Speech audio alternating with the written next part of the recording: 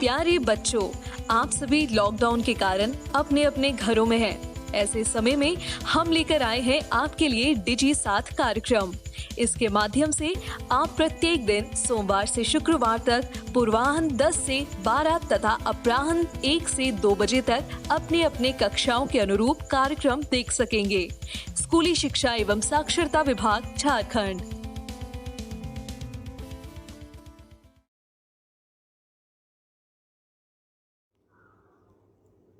नमस्ते दोस्तों, झारखंड सरकार के डीजी साथ प्रोग्राम में आप सभी का स्वागत है। आज के इस वीडियो में हम दूरदर्शन के माध्यम से क्लास 10 और क्लास 12 की पढ़ाई करेंगे। तो चलिए देखते हैं कि हम आज क्या पढ़ेंगे। क्लास 10 में हम सामाजिक विज्ञान विषय में जल संसाधन भाग 1 पढ़ेंगे और इंग्लिश में how to tell wild animals part 1 and 2 पढ़ेंगे। वही क्लास 12 में रसायन विज्ञान विषय में रासायनिक बाल गतिकी भाग 4 पढ़ेंगे और जीव विज्ञान विषय में जनन स्वास्थ्य भाग 2 और 3 पढ़ेंगे। इन सभी वीडियो के साथ हम रोचक प्रश्नों को भी बनाएंगे और उनके जवाब भी देखेंगे।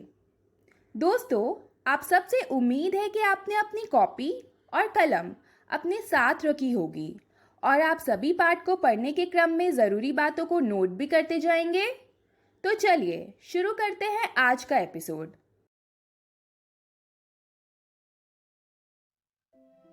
नमस्कार दोस्तों, आज हम एक नया अध्याय शुरू करने जा रहे हैं जिसका शीर्षक है जल संसाधन। इस वीडियो में हम सबसे पहले जल संसाधन के परिचय करेंगे और जल दुर्लभता के बारे में चर्चा करेंगे। इसके साथ साथ हम बांधों के उपयोग और बांधों से नुकसान के बारे में पढ़ेंगे। तो चलिए शुरू करते हैं। दोस्तों, जैसा कि आप जानते हैं कि 3/4 धरातल जल से ढका हुआ है, परंतु इसमें प्रयोग में लाने योग्य अल्वर्णीय जल का अनुपात बहुत कम है। अल्वर्णीय जल का अर्थ है ताजा पानी। विश्व में जल के आयतन का 96.5% भाग महासागरों में पाया जाता है और केवल 2.5% अल्वर्णीय जल है। यह अल्वर्णीय जल हमें सतही अफवाह और भौम जल स्रोत से प्राप्त होता है, जिनका लगातार नवीकरण और पुनर्भरण जलीय चक्र करता है। सारा जल जलीय चक्र में गतिशील रहता है, जिससे जल नवीकरण सुनिश्चित होता है। जल दुर्लभता का आसान शब्दों में अर्थ है जल की कमी।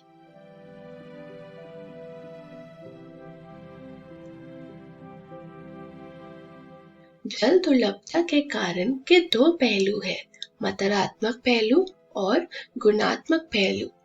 मात्रात्मक पहलू वो होते हैं जो पानी की कमी पैदा करते हैं और गुणात्मक पहलू वो होते हैं जो पानी की गुणवत्ता कम करते हैं। शुरुआत करते हैं मात्रात्मक पहलू से। जल दुर्लभता अत्यधिक और बढ़ती जनसंख्या और उसके परिणाम स्वरूप जल की बढ़ती मांग और उसके असमान वितरण का परिणाम हो सकता है।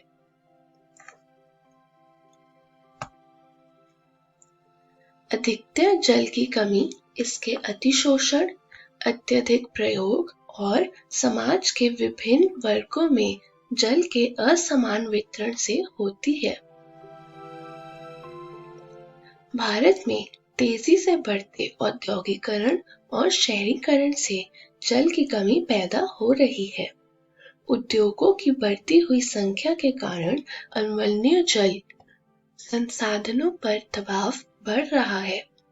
वर्तमान समय में भारत में कुल विद्युत का लगभग 22% भाग जल विद्युत से प्राप्त होता है।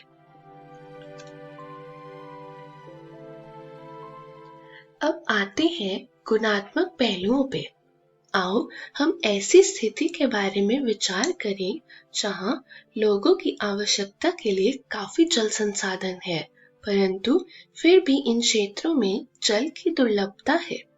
इसका कारण है प्रदूषण। पिछले कुछ वर्षों से यह चिंता का विषय बनता जा रहा है कि लोगों की आवश्यकता के लिए प्रचुर मात्रा में जल उपलब्ध होने के बावजूद घरेलू और औद्योगिक अपशिष्टों, रसायनों, कीटनाशकों और कृषि में प्रयुक्त उर्वरकों द्वारा प्रदूषित है और मानव उपयोग के लिए खतरनाक है। दोस्तों, आपने अनुभव कर लिया होगा कि समय की मांग है कि हम अपने जल संसाधनों का संरक्षण और प्रबंधन करें, स्वयं को स्वास्थ्य संबंधी खतरों से बचाएं, खाद्यान्न सुरक्षा, अपनी आजीविका और उत्पादक क्रियाओं की निरंतरता को सुनिश्चित करें और हमारे प्राकृतिक पारितंत्रों को निम्नीकृत होने से बचाएं। दोस्तों, प्राचीन काल से सिंचाई के लिए पत्थरों और मलबे से बांध, जलाशय अथवा झीलों के तटबंध और नहरों जैसी उत्कृष्ट जलीय कृतियां बनाई गई हैं। इसमें कोई आश्चर्य नहीं है कि हमने यह परिपाटी आधुनिक भारत में भी जारी रखी है और अधिकतर नदियों के बेसिनों में बांध बनाए हैं। अब बात करते हैं बांध की। बांध बहते जल को रोकने, दिशा देने या बहाव कम करने के लिए खड़ी की गई बाधा है जो आमतौर पर जलाशय, झील अथवा जल भरण बनाती है। दोस्तों, बात करते हैं बांधों के उपयोग की। परंपरागत बांध नदियों और वर्षा जल को इकट्ठा करके बाद में उसे खेतों की सिंचाई के लिए उपलब्ध करवाते हैं।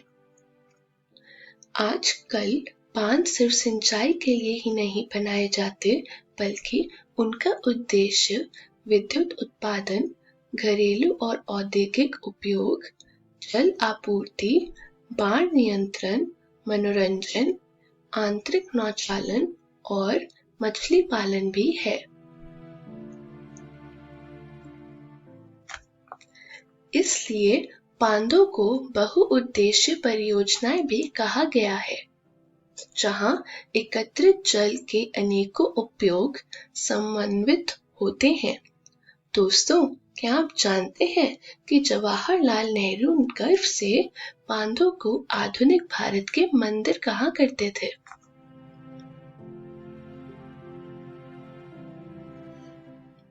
पिछले कुछ वर्षों में बहुउद्देशीय परियोजनाएं और बड़े बांधों के नुकसान सामने आए हैं। आइए इन नुकसानों को समझें। नदियों पर बांध बनाने और उनका बहाव नियंत्रित करने से उनका प्राकृतिक बहाव अवरुद्ध होता है,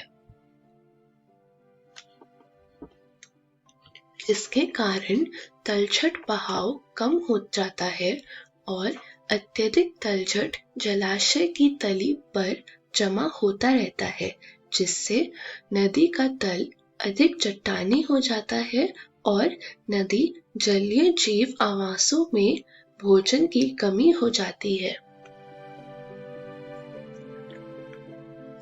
बांध नदियों को टुकड़ों में बांट देते हैं, जिससे विशेषकर अंडे देने की ऋतु में जलीय जीवों का नदियों में स्थानांतरण अवरुद्ध हो जाता है। बाढ़ के मैदान में बनाए जाने वाले जलाशयों द्वारा वहां मौजूद वनस्पति और मिट्टियां जल में डूब जाती है। तीसरा नुकसान यह है कि स्थानीय समुदायों का वृहद स्तर पर विस्थापन होता है। आमतौर पर स्थानीय लोगों को उनकी जमीन, आजीविका और संसाधनों से लगाव एवं नियंत्रण देश की बेहतरी के लिए कुर्बान करना पड़ता है। सिंचाई ने कई क्षेत्रों में फसल प्रारूप परिवर्तित कर दिया है, जहां किसान जलगहन और वाणिज्य फसलों की ओर आकर्षित हो रहे हैं। इससे मृदाओं के लवणीकरण जैसी गंभीर पारिस्थितिकी परिणाम हो सकती है। इसी दौरान अमीर भूमि मालिकों और गरीब भूमिहीनों में सामाजिक दूरी बढ़ाकर सामाजिक परिदृश्य बदल दिया है। नदी परियोजनाओं पर उठी अधिकतर आपत्तियां उनके उद्देश्यों में विफल हो जाने पर है। यह एक विडंबना ही है कि जो बांध बाढ़ नियंत्रण के लिए बनाए जाते हैं, उनके जलाशयों में तलछट जमा होने से वह बाढ़ आने का कारण बन जाते हैं। तो दोस्तों, इसी के साथ इस पाठ का पहला भाग समाप्त होता है। इस वीडियो में हमने जल संसाधन का परिचय किया, जल दुर्लभता के कारण जाने और बहुउद्देशीय नदी परियोजना के बारे में जाना। अगली वीडियो में हम बांधों से संबंधित सामाजिक आंदोलन के बारे में पढ़ेंगे और वर्षा जल संग्रहण के बारे में जानेंगे। तब तक के लिए धन्यवाद।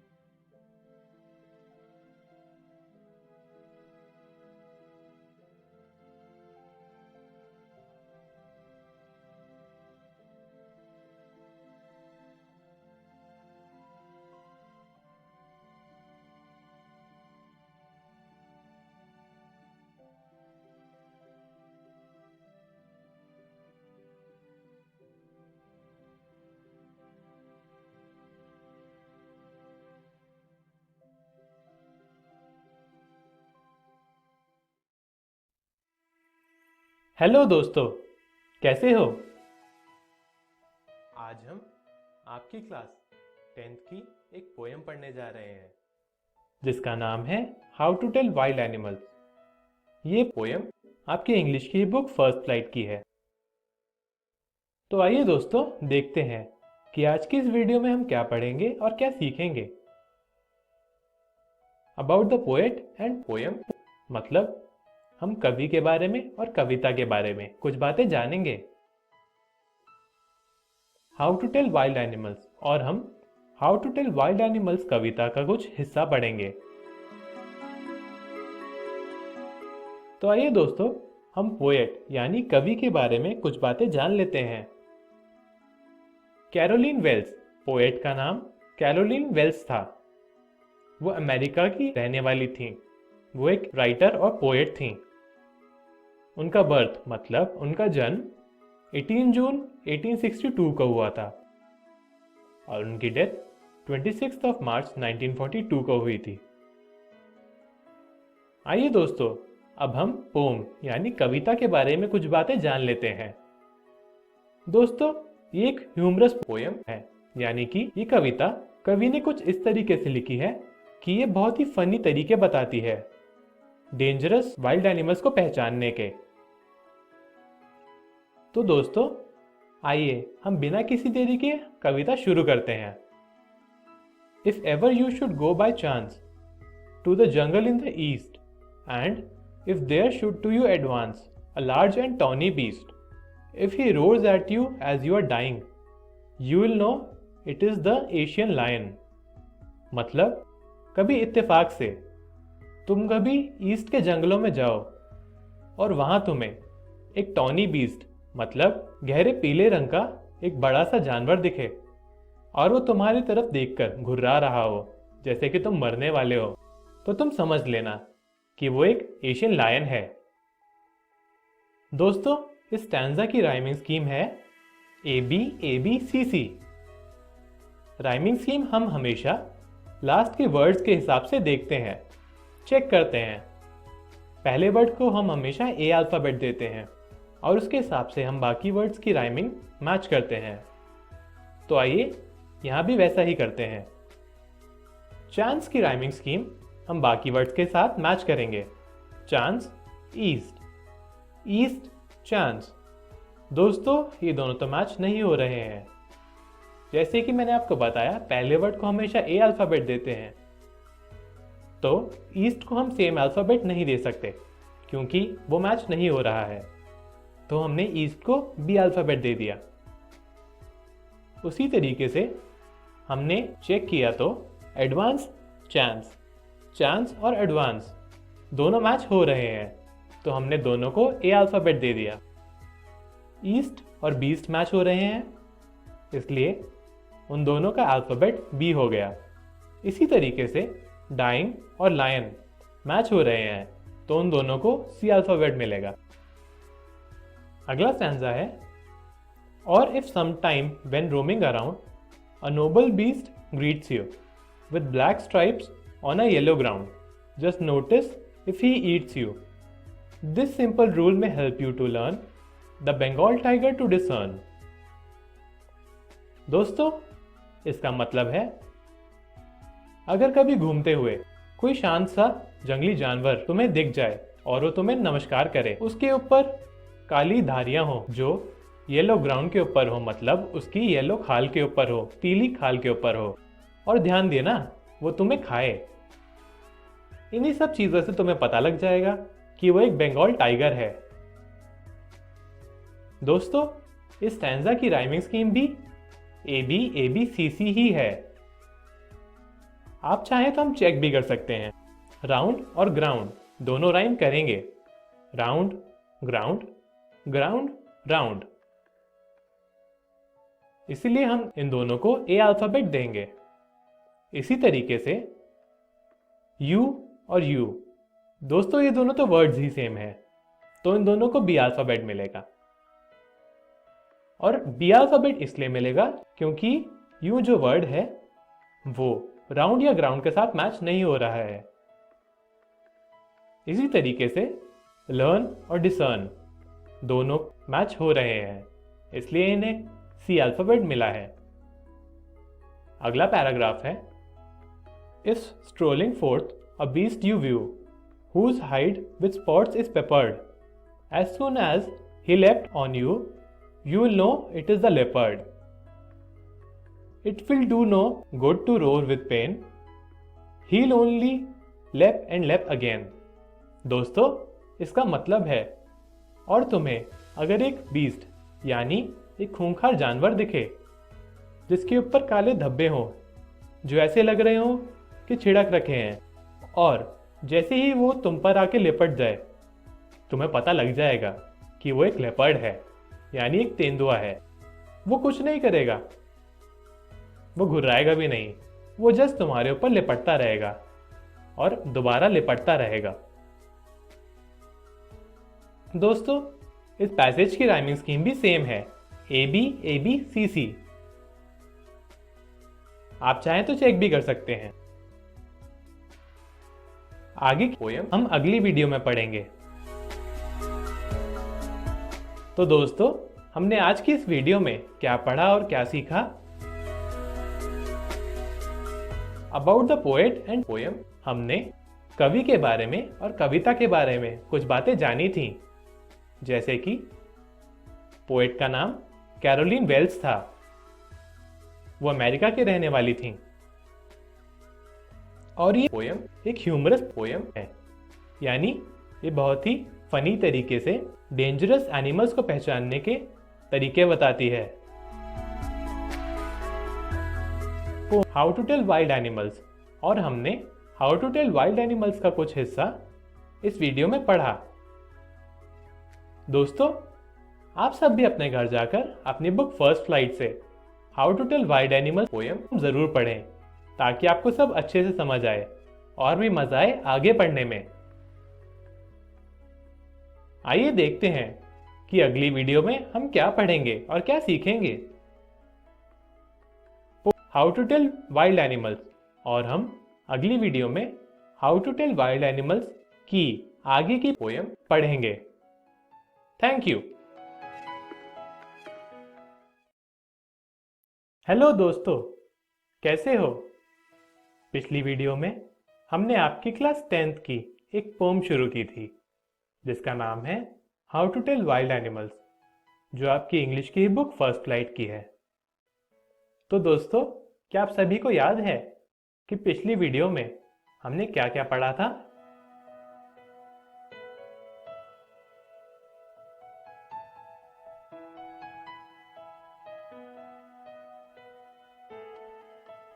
About the poet and poem, मतलब हमने कवि के बारे में और कविता के बारे में कुछ बातें जानी थी, जैसे कि पोएट का नाम कैरोलिन वेल्स था, वह अमेरिका की रहने वाली थी, और ये एक ह्यूमरस पोम है जो बहुत फनी तरीके बताती है वाइल्ड एनिमल्स को पहचानने के।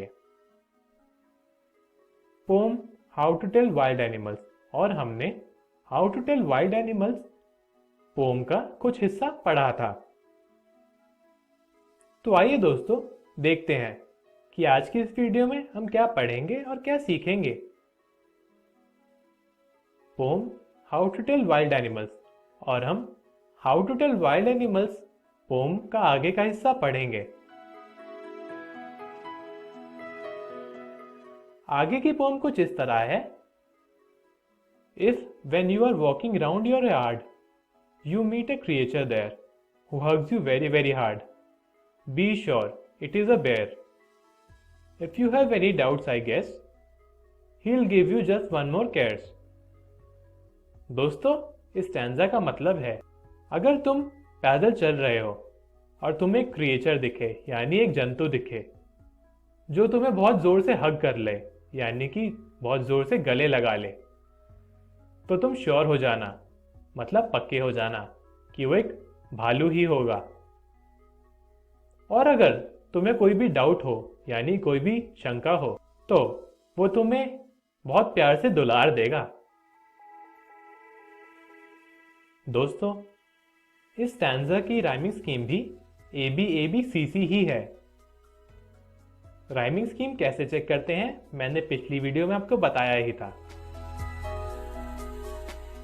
आगे लिखा है, दो to distinguish beast of prey a noise might nonplus the crocodile you always may tell from the hyena thus hyenas come with merry smiles but if they weep they are crocodiles.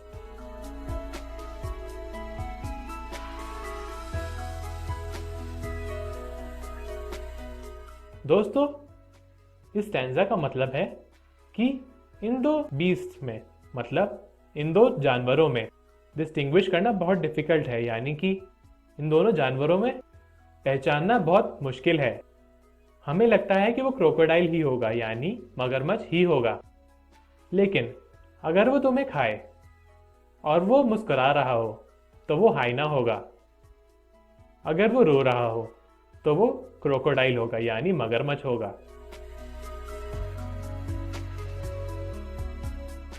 दोस्तों, इस stanza की rhyming scheme ABABCC है। अगला stanza है, the true chameleon is small, a lizard sort of thing, he hasn't any ears at all and not a single wing, if there is nothing on the tree it is the chameleon you see. मतलब एक chameleon बहुत छोटा सा होता है, छिपकली जैसा होता है। उसके कोई कान नहीं होते, ना कोई पंख होते हैं। अगर तुम एक पेड़ देख रहे हो और तुम्हें कुछ भी नहीं दिख रहा, तो तुम एक कैमेलियन देख रहे हो, यानी कि एक गिरगिट देख रहे हो। इस स्टैंजा की राइमिंग स्कीम ABABCC है। दोस्तों, ये पोम यहीं खत्म होती है। आशा करता हूं आपको सब समझ आया होगा। तो हमने आज की इस वीडियो में क्या पढ़ा? Poem how to tell wild animals. हमने how to tell wild animals poem पूरी पढ़ ली। आप भी अपने घर जाकर अपनी बुक फर्स्ट फ्लाइट से how to tell wild animals poem जरूर पढ़ें, ताकि आपको सब अच्छे से समझ आ जाए और भी मजा आए आगे पढ़ने में। तो दोस्तों, अगली वीडियो में हम क्या पढ़ेंगे? Practice questions. अगली वीडियो में हम how to tell wild animal से रिलेटेड कुछ बहुत ही इंपॉर्टेंट क्वेश्चंस पढ़ेंगे। Thank you.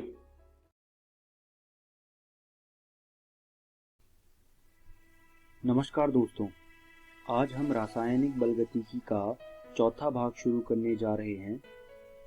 आइए देखते हैं कि आज की इस वीडियो में हम कौन कौन से चीज़ों पर बात करने वाले हैं। आज की इस वीडियो में सबसे पहले हम आरेनियस समीकरण के बारे में पढ़ेंगे, उसके बाद हम उत्प्रेरक का प्रभाव पढ़ेंगे और आखिरी में हम संघटक सिद्धांत पढ़ेंगे। तो आइए शुरू करते हैं आरेनियस समीकरण से। वेग स्थिरांक तापमान पर निर्भर करती है और यह संबंध आरेनियस समीकरण द्वारा दिया जाता है। तापमान में 10 डिग्री सेल्सियस की वृद्धि के साथ वेग स्थिरांक लगभग दुगनी हो जाती है। अब देखते हैं आरेनियस समीकरण होता क्या है। K बराबर A e raise to the power EA बटा RT, ये आरेनियस समीकरण होता है। अब मैं आपको यहाँ बताता हूँ कि ये जो चीजें लिखी हुई है इसमें वो क्या क्या है। A को आवृत्ति गुणक के रूप में जाना जाता है, R को गैस स्थिरांक के रूप में जाना जाता है, T जो होता है वो केल्विन में तापमान है, EA संक्रियण ऊर्जा है और K वेग स्थिरांक है। अभी आप देख रहे होंगे कि आपके सामने एक अभिक्रिया है जिसमें H2 और I2 मिलके HI बना रहे हैं। इस अभिक्रिया में बीच में एक चीज बन रही है जिसे मध्यवर्ती कहा जा रहा है। मध्यवर्ती इसलिए कहा जा रहा है क्योंकि ये पूरी अभिक्रिया के मध्य में स्थित है। इस मध्यवर्ती को बनाने के लिए जो आवश्यक ऊर्जा होती है उसे संक्रियण ऊर्जा के रूप में जाना जाता है। संक्रियण ऊर्जा को शॉर्ट फॉर्म में EA के रूप में भी जाना जाता है। इसे हम अंग्रेजी में एक्टिवेशन एनर्जी भी कहते हैं। आइए अब आगे चलते हैं और देखते हैं कुछ और बातें आरेनियस समीकरण के बारे में। ये आरेनियस समीकरण का रेखा चित्र है, यानी कि ग्राफ है। आप देख सकते हैं इस ग्राफ के y एक्सिस में स्थितिज ऊर्जा है और x एक्सिस में अभिक्रिया निर्देशांक है। आप देख सकते हैं H2 और I2 की कुछ ऊर्जा है पहले, फिर H2 और I2 को हमने संक्रियण ऊर्जा दी और उससे संक्रियत संकुल बना और फिर संक्रियत संकुल बनने के बाद वो आखिरी में HI बन गया। तो आपको ये चीज दिख रही होगी कि अगर हमें अपने अभिकारकों से उत्पाद बनाने हैं तो संक्रियण ऊर्जा बहुत ही जरूरी है। आप इस ग्राफ को अपनी कॉपियों में बना लीजिए। आगे बढ़ते हैं। मान लीजिए तापमान 1 पर जो आर्हेनियस समीकरण है किसी भी एक अभिक्रिया का वो ये है। तापमान 2 के लिए आर्हेनियस समीकरण कुछ इस प्रकार होगा, तापमान ही बदला है और कुछ नहीं बदला। अब अगर मैं जो पहला समीकरण है उसमें से दूसरे को घटा दूं तो कुछ ऐसा बन जाएगा। आप देख सकते हैं हमने पूरा इसको हल किया है। आखिरी में हमारे पास एक समीकरण आया है log K2 अपॉन K1 बराबर EA upon 2.303 R bracket T2 minus T1 upon T1 T2। तो ये हमारे पास एक आखिरी आर्हेनियस समीकरण आ गया। इस आर्हेनियस समीकरण की मदद से हम बहुत सारे प्रश्नों को हल कर सकते हैं और मैं आपको एक सुझाव भी दूंगा कि आप कुछ प्रश्नों को हल कर लीजिएगा इस समीकरण की मदद से, क्योंकि ये बहुत जगह इस्तेमाल होता है। अब आगे बढ़ते हैं। उत्प्रेरक का प्रभाव। देखिए क्या होता है, आपने ये चीज बहुत बार सुनी होगी कि अगर हम किसी अभिक्रिया में एक उत्प्रेरक का यूज करें या एक उत्प्रेरक का हम इस्तेमाल करें तो अभिक्रिया जल्दी जल्दी खत्म हो जाती है या अभिक्रिया तेज चलती है। लेकिन वो अभिक्रिया तेज क्यों चलती है, आइए वो जानते हैं। आप देख सकते हैं आपके सामने जो ग्राफ है या जो रेखा चित्र है उसमें आप देख सकते हैं एक जो लाइन है वो उत्प्रेरक के बिना अभिक्रिया पथ है और दूसरा जो डॉटेड लाइन है वो उत्प्रेरक द्वारा अभिक्रिया पथ है। तो आप देख सकते हैं जो उत्प्रेरक द्वारा अभिक्रिया पथ है उसमें कम ऊर्जा लग रही है। तो कम ऊर्जा लगने के कारण उसमें कम संक्रियण ऊर्जा लग रही है। तो कम संक्रियण ऊर्जा लगने के कारण जो हमारी अभिक्रिया है वो ज्यादा तेज चल रही है। इसलिए ऐसा होता है कि जब हम उत्प्रेरक का इस्तेमाल करते हैं तो हमारी जो अभिक्रिया है वो जल्दी खत्म हो जाती है या फिर वो तेज चलती है। तो ये होता है अभिक्रिया पर उत्प्रेरक का प्रभाव। अब आगे बढ़ते हैं। संघटक सिद्धांत, इसको अंग्रेजी में कोलिजन थ्योरी भी कहा जाता है। संघटक सिद्धांत के अनुसार अभिकारक अणुओं को कठोर गोले के रूप में माना जाता है। ये जो कठोर गोले हैं ये जब टकराते हैं तो प्रतिक्रिया होती है, ऐसा माना जाता है। और साथ में ये भी माना जाता है कि जब ये टकराव सही तरह से होगा तभी प्रतिक्रिया होगी, अगर ये अनिश्चित तरह से होगा तो ये प्रतिक्रियाएं नहीं होंगी। इसको अंग्रेजी में इफेक्टिव कोलिजन कहते हैं। मतलब जब इफेक्टिव कोलिजन होगा तभी हमारी जो प्रतिक्रिया है वो चलेगी और जब इनइफेक्टिव कोलिजन होगा तब हमारी जो प्रतिक्रिया है वो नहीं चलेगी। जो संघटक सिद्धांत है उसके हिसाब से जो वेग है उसका एक समीकरण दिया जाता है जो कि कुछ इस प्रकार है। वेग बराबर ZAB e⁻⁻ बटा RT। आप देख सकते हैं कि जो आर्हेनियस सिद्धांत था और जो संघटक सिद्धांत है उसमें जो वेग दिया गया है वो एकदम सेम है, उसमें कोई भी फर्क नहीं है। फर्क सिर्फ ZAB और A का है।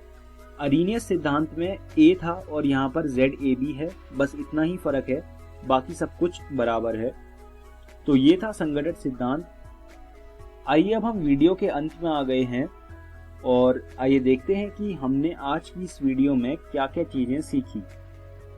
आज की इस वीडियो में सबसे पहले हमने आर्हेनियस समीकरण के बारे में पढ़ा, उसके बाद हमने उत्प्रेरक का प्रभाव पढ़ा और आखिरी में हमने संघटक सिद्धांत पढ़ा। मैं उम्मीद करता हूँ आपको मेरी पढ़ाई हुई सारी चीजें समझ आई होंगी और आपको ये सुझाव देना चाहता हूँ कि आप इन सब चीजों को NCERT रसायन विज्ञान भाग 1 से पढ़ लीजिएगा और इन सारे कंसेप्ट्स पर कुछ प्रश्न भी हल कर लीजिएगा। धन्यवाद दोस्तों।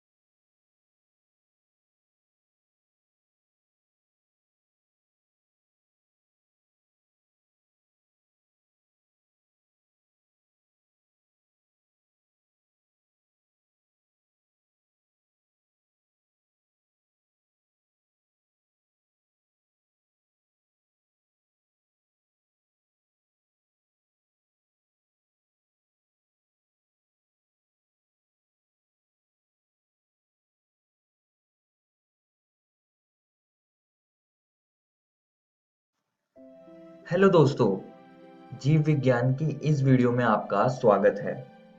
आज भी हम जनन स्वास्थ्य अध्याय को जारी रखेंगे। पिछली वीडियो में हमने जनन स्वास्थ्य क्या होता है और इसकी समस्याओं और कार्य नीतियों को समझा। इस वीडियो में हम जन नियंत्रण के तरीके और सगर्भता का चिकित्सीय समापन को समझेंगे। चलिए जन नियंत्रण के तरीकों से शुरू करते हैं।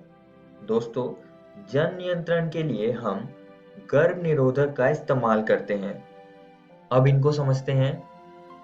ये वे उपकरण हैं जो किसी भी तरह से व्यक्तियों के प्रजनन स्वास्थ्य में हस्तक्षेप किए बिना गर्भधान या गर्भावस्था को रोकते हैं।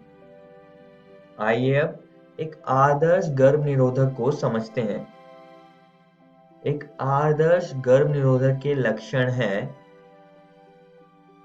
ये यूजर फ्रेंडली होता है, जिसका मतलब है कि कोई भी व्यक्ति इसे आसानी से इस्तेमाल कर सके। ये आसानी से उपलब्ध होने चाहिए। ये प्रभावी भी होनी चाहिए, जिसका मतलब है कि गर्भावस्था को रोकने में पूरी तरह से समर्थ होने चाहिए। गर्भ निरोधक में दुष्प्रभावों की अनुपस्थिति होनी चाहिए और ये प्रतिवर्ती भी हो, जिसका अर्थ है कि कोई भी दंपत्ति जब भी चाहे इसको हटाकर संतान पैदा कर सके। आइए अब गर्भ निरोधक के तरीकों को समझते हैं। पहला तरीका है प्राकृतिक विधियां। दूसरा है रोध विधियां, अंतःगर्भाशय युक्ति, गर्भ निरोधक गोली, अंतरोर तथा टीका और शल्य क्रिया विधियां। अब हम इन सारी विधियों के बारे में एक एक करके समझेंगे। चलिए प्राकृतिक विधियों से शुरू करते हैं। इन विधियों में गर्भ निरोध के लिए किसी उपकरण, दवाई आदि की आवश्यकता नहीं होती है। इसमें सबसे पहली विधि है आवधिक संयम। अब इसमें एक दंपत्ति मैथुन से बचते हैं जब अंडोत्सर्ग हो सकता है। सबसे अच्छा यही होगा कि माहवारी चक्र के 10 से 17वें दिन तक मैथुन से बचें। अगली प्राकृतिक विधि है बाह्य स्खलन या अंतरित मैथुन। इसमें पुरुष साथी संभोग के दौरान वीर्य स्खलन से ठीक पहले स्त्री की योनि से अपना लिंग बाहर निकाल देता है और वीर्य सेचन से बच जाता है, जिससे कि अंडाणु और शुक्राणु नहीं मिलेंगे और निषेचन की प्रक्रिया नहीं होगी। इसको हम कोइटस इंटरप्टस भी कहते हैं, तो ये चीज आप सभी को याद रखनी है। अगली प्राकृतिक विधि है स्तनपान इन आर्तव, जिसको हम अंग्रेजी में लैक्टेशनल मेनोराई कहते हैं। अब इसको समझते हैं। इस विधि में प्रसव के बाद मासिक धर्म की अनुपस्थिति होती है। इस समय बच्चे को स्तनपान कराने से गर्भधान पूरी तरह से रुकता है, लेकिन ये सिर्फ 6 माह की अवधि तक ही कारगर मानी जाती है। आइए दोस्तों अब रोध विधियों को समझते हैं। ये वे यांत्रिक उपकरण हैं जो योनि में शुक्राणुओं के जमाव और गर्भाशय में उनके पारित होने को रोकता है। अब दोस्तों इनमें कौन कौन से उपकरण आते हैं, अब हम उनको समझेंगे। अब कॉन्डम बहुत ही ज्यादा प्रसिद्ध गर्भ निरोधक है, जिससे कि जो लिंग है वो ढका जाता है, जिससे कि शुक्राणु योनि तक नहीं पहुंच पाते हैं। इसी के साथ साथ डायफ्राम, स्पंजेस, सर्वाइकल कैप और फीमेल कॉन्डम ये योनि पर लगाए जाते हैं, जिससे कि गर्भाशय ग्रीवा को ढक देते हैं, जिसके परिणाम स्वरूप शुक्राणु अंडाणु तक नहीं पहुंचते हैं और गर्भ निरोध हो जाता है। अब दोस्तों हम कॉन्डम्स के बारे में थोड़ा और समझेंगे। जो कॉन्डम है ये बहुत ही ज्यादा इस्तेमाल किए जाते हैं, क्योंकि यह एड्स के साथ साथ अन्य एसटीडी से भी सुरक्षा प्रदान करता है। ये उपयोगकर्ता को प्राइवेसी देता है। और दोस्तों निरोध एक बहुत ही प्रचलित कॉन्डम का ब्रांड है। आइए अब आगे बढ़ते हैं और अंतःगर्भाशय युक्तियां यानी कि आईयूडीज को समझते हैं। ये उपकरण टी आकार के होते हैं, जो कि चिकित्सक और विशेषज्ञ नर्सों द्वारा गर्भाशय में लगाया जाता है, जो कि अंतरोपण को रोकता है। अब दोस्तों ये आयोडीज भी कुछ प्रकार की होती हैं। तो सबसे पहला उसे हम कहते हैं औषधि रहित आयोडीन, जिसका उदाहरण है लिपेस लूप। अगला है तांबा मोचक आयोडीन, जिसका उदाहरण है कॉपर टी। इनमें कॉपर आयन की वजह से शुक्राणु के चलन और निषेचन करने की क्षमता को प्रभाव पड़ता है, जिससे कि एंटी फर्टिलिटी फैक्ट बनता है। तीसरी आयोडी है हार्मोन मोचक आयोडी। इसका उदाहरण हमने यहाँ पे दिखाया हुआ कि प्रोजेस्टेरॉन के साथ ये आयोडी है। ये आयोडी हार्मोन रिलीज करती है कम मात्रा में, जिससे कि गर्भाशय परतों में बदलाव होता है। चलिए दोस्तों अब आगे बढ़ते हैं और गर्भ निरोधक गोली को समझते हैं, जो कि आपने कभी ना कभी सुनी ही होगी। महिलाओं के द्वारा खाए जाने वाला एक अन्य गर्भ निरोधक प्रोजेस्टेरोन अथवा प्रोजेस्टेरोन और एस्ट्रोजन का संयोजन है, जिसे थोड़ी मात्रा में मुंह द्वारा लिया जाता है। अब दोस्तों हम जानेंगे कि गर्भ निरोधक गोली काम कैसे करती है। ये अंडोत्सर्ग का निषेध करती है। ये गर्भाशय अंतःस्तर में परिवर्तन करती है, जिस कारण अंतरोपण असंभव हो।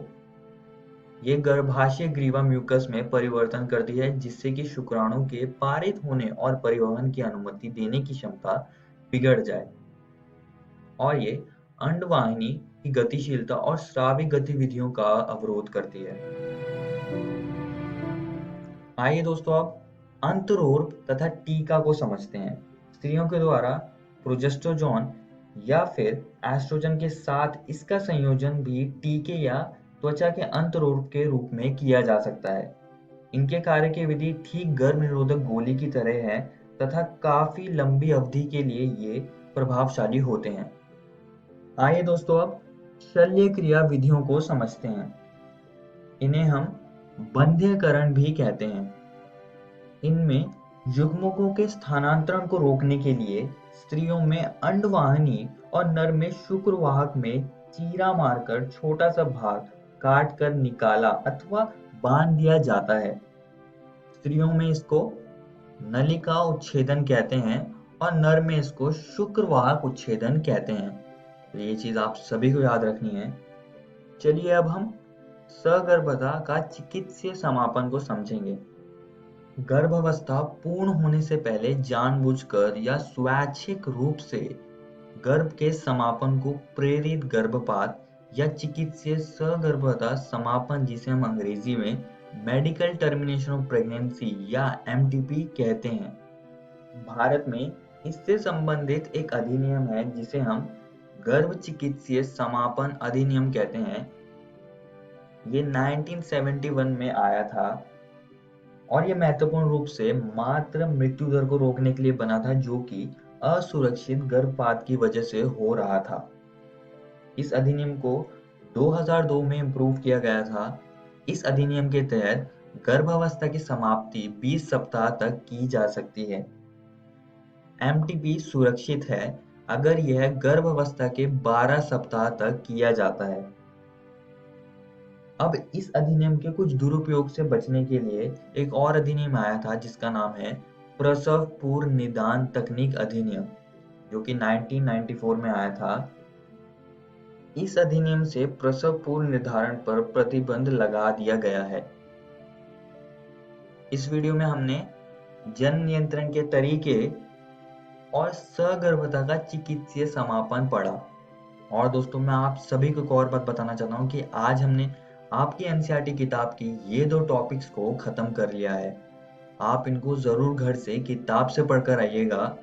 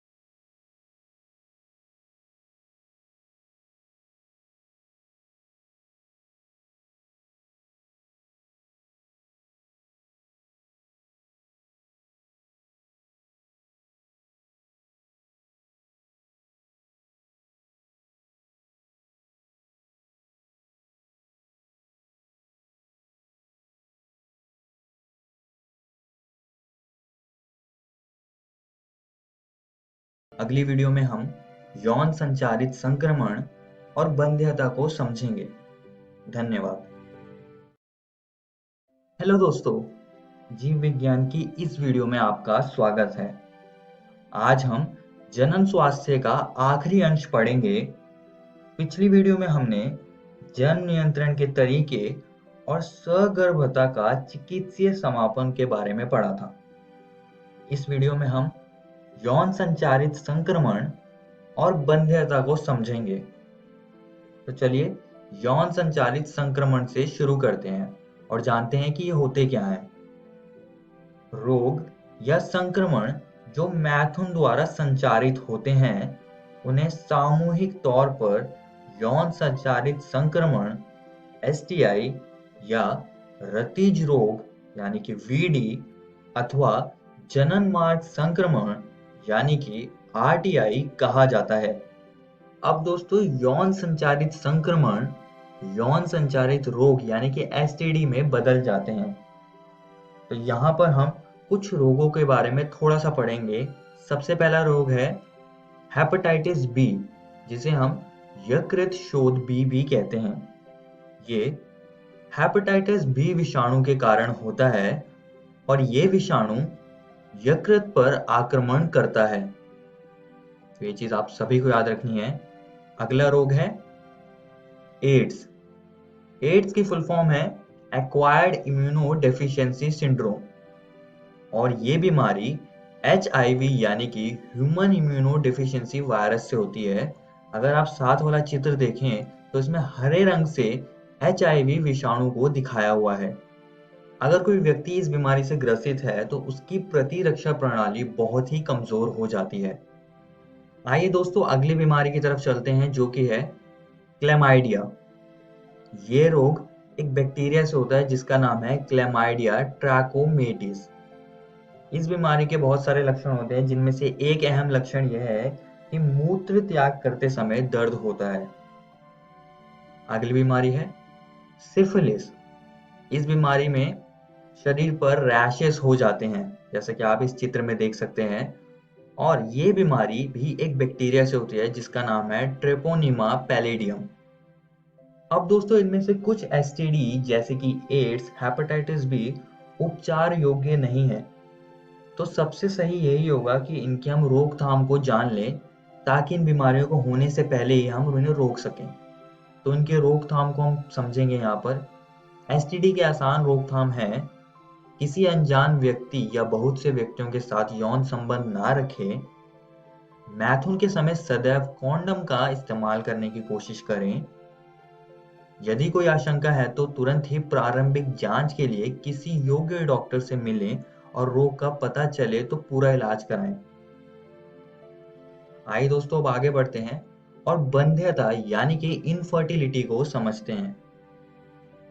नियमित असुरक्षित यौन संबंध के 1-2 साल बाद भी गर्भ धारण करने में विफलता इनफर्टिलिटी कहलाती है। तो आपको इसकी परिभाषा जरूर याद रखनी है। अब दोस्तों, कुछ दंपति जो कि संतान पैदा नहीं कर सकते, उनकी हम मदद कर सकते हैं इन सहायक जनन प्रौद्योगिकियों से, जिसे हम ART भी कहते हैं, जिससे कि वे संतान पैदा कर सकें। अब इनको समझते हैं। सहायक जनन प्रौद्योगिकियां मुख्य रूप से बंध्यता को दूर करने के लिए उपयोग की जाने वाली चिकित्सा प्रक्रियाएं हैं। इसमें कुछ प्रक्रियाएं शामिल हैं, जैसे कि IVF यानी कि in vitro fertilization, zygote intrafallopian transfer यानी कि ZIFT, फैलोपी नलिका में स्थानांतरण यानी कि GIFT, कृत्रिम वीर्य सेचन और अंतःकोशिकीय शुक्राणु निक्षेपण यानी कि ICSI। अब हम इन प्रक्रियाओं को एक एक करके समझेंगे। सबसे पहले IVF यानी कि इन विट्रो फर्टिलाइजेशन को समझते हैं। अब दोस्तों, इस तकनीक में प्रयोगशाला के अंदर एक स्वस्थ शुक्राणु और अंडाणु का निषेचन करवाया जाता है। फिर कुछ प्रक्रियाओं के बाद उसको गर्भाशय में उसका अंतरोपण किया जाता है। तो IVF में कुछ स्टेप्स होते हैं, कुछ चरण होते हैं। तो जो सबसे पहला चरण है वो है फॉलिकल एस्पिरेशन।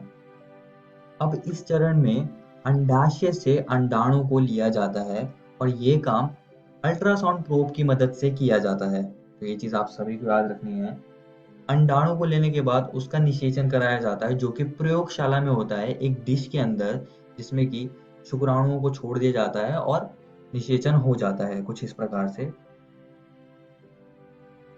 और कुछ समय बाद जो भ्रूण होता है उसको हम गर्भाशय के अंदर वापस स्थानांतरित कर देते हैं, जिसको हम भ्रूण स्थानांतरण कहते हैं। आइए दोस्तों अब आगे बढ़ते हैं और अगली प्रक्रिया अंतःकोशिकीय शुक्राणु निक्षेपण को समझते हैं। अब इसमें भी वही मोटिव होता है कि हमको निषेचन करवाना होता है किसी हेल्दी शुक्राणु और एक अंडाणु के बीच में, और ये सारा एक डिश में होता है। पर यहाँ पर एक सुई की मदद से ये किया जाता है, जिसमें कि एक अकेले शुक्राणु को अंडाणु के अंदर छोड़ दिया जाता है निषेचन करने के लिए। और ये प्रक्रिया तब सबसे ज्यादा काम आती है या तब सबसे ज्यादा इस्तेमाल की जाती है जब शुक्राणुओं की क्वांटिटी और क्वालिटी कम होती है। आइए दोस्तों अब अगली प्रक्रिया की ओर चलते हैं, जो कि है फैलोपी नलिका में स्थानांतरण। अब इसको समझते हैं। एक अन्य महिला के फैलोपियन ट्यूब में एक दाता से एकत्रक अंडाणु का स्थानांतरण, जो कि उत्पादन नहीं कर सकती है लेकिन निषेचन और आगे के विकास के लिए एक उपयुक्त वातावरण प्रदान कर सकती है। अगली प्रक्रिया है जायगोट इंट्राफैलोपियन ट्रांसफर। इन विट्रो निषेचन के बाद युग्मनज को फैलोपियन ट्यूब में रखा जाता है, जिसे जायगोट इंट्राफैलोपियन ट्रांसफर के रूप में जाना जाता है। भ्रूण जब 8 ब्लास्टोमियर से अधिक का होता है तो उसे परिवर्धन हेतु गर्भाशय में स्थानांतरित कर दिया जाता है। इसे इंट्रायूट्राइन ट्रांसफर कहते हैं। तो ये चीज आप सभी को याद रखनी है। आइए अब अगली प्रक्रिया की ओर चलते हैं, जो कि है कृत्रिम वीर्यसेचन। इस तकनीक में पति या स्वस्थ दाता से शुक्र लेकर कृत्रिम रूप से या तो स्त्री की योनि में अथवा उसके गर्भाशय में प्रविष्ट किया जाता है। इसे अंतःगर्भाशय वीर्यसेचन यानी कि IUI कहते हैं। यहाँ पर दोस्तों आपका अध्याय जनन स्वास्थ्य खत्म होता है। इस वीडियो में हमने यौन संचारित संक्रमणों के बारे में पढ़ा और हमने साथ ही में यौन संचारित रोगों को भी समझा। और दोस्तों हमने ART को भी समझा। और दोस्तों मैं आप सभी को एक और बात बताना चाहता हूँ कि आज हमने आपकी NCERT किताब के ये 2 टॉपिक्स को खत्म कर लिया है। आप इनको जरूर घर से किताब से पढ़कर आइएगा। अगली वीडियो में हम प्रैक्टिस क्वेश्चंस का वीडियो देखेंगे, जिसमें कि हम जानेंगे कि इस अध्याय से किस प्रकार के प्रश्न आपसे परीक्षा में पूछे जा सकते हैं। धन्यवाद।